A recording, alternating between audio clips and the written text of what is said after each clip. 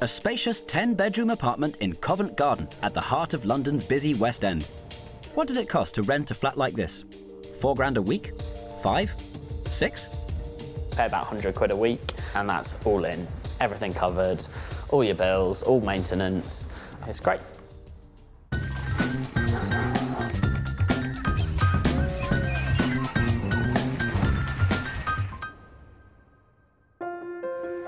With sky-high rents and a shortage of affordable properties, living in central London and paying a peppercorn rent is just a dream. Yet Ed and 9 friends have found a way to live the dream in London's swankiest postcodes. Meet the Property Guardians. A property guardian is somebody who looks after a building that, for whatever reason, has been left unoccupied. It could be an office, it could be a flat, it could be, like this place, a rehearsal studios. But the idea is that you're stopping squatters. You're often saving the owner some money, so you might be saving them on security costs. And from our perspective, you're living in some amazing spaces, in usually amazing places. You can live in areas that you wouldn't normally be able to live in. So having been in central London for the last sort of 3 years, normally that would be completely impossible. London is a terrifying place. It's fiendishly expensive and it can be lonely. So I think what we get out of it is getting to live with a group of our friends and having a bit of a community spirit. I really enjoy having a lot of space, but for considerably lower money than were we actually just renting a warehouse or something.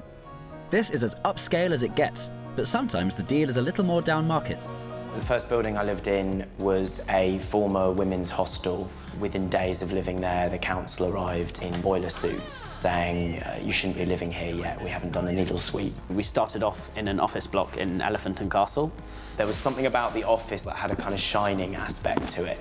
You'd expect a little girl on a trike to come round the corridor, and it was just very, very scary. And then we moved quite swiftly to a huge old office block on Piccadilly, and it overlooked Buckingham Palace. Our nearest neighbour opposite was the Queen of England, which was quite exciting. And then from there, we came to here in Covent Garden. So how homely is a commercial block like this? Going down 2 flights of stairs to use the toilet can be a bit annoying. When I go to a friend's flats, you realise they do have a flow.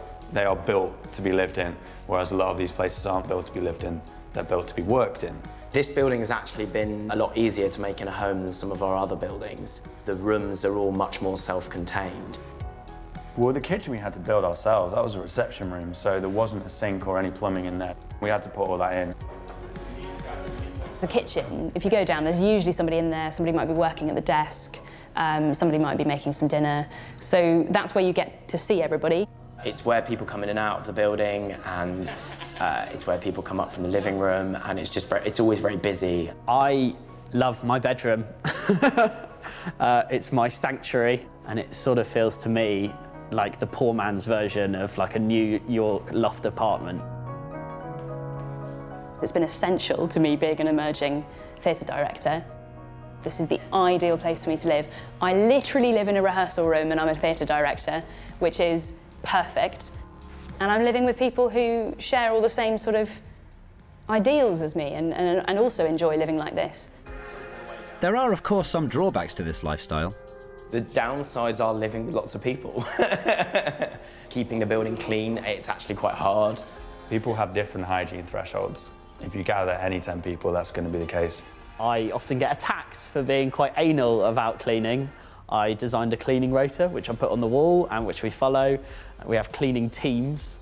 One team will do the bathroom, and then another team will do the kitchen, and the next week we'll switch. We've got this hilarious thing called it used to be called the Wall of Shame, where if you haven't washed something up, it's on the Wall of Shame. But we've decided to make that the Wall of Reminder, which is far nicer. With only 2 weeks' notice to pack up and leave, property guardians need to be flexible, as this way of life is not for everyone. A lot of people think it's quite odd, us living as property guardians, and they go, oh, I'm not sure I could do that, it would be a bit weird, and I don't like being moved on, I like to settle, and I like to feel like I have my house. But we found quite quickly that you feel at home when there are people that you love there. I think what's made these buildings so much fun to live in is the fact that you can run around and play games and do things that you normally can't in a normal flat. And That to me is really important. I guess it makes us childish. There is an element of refusing to join the real world. Being surrounded by my best friends makes me feel at home.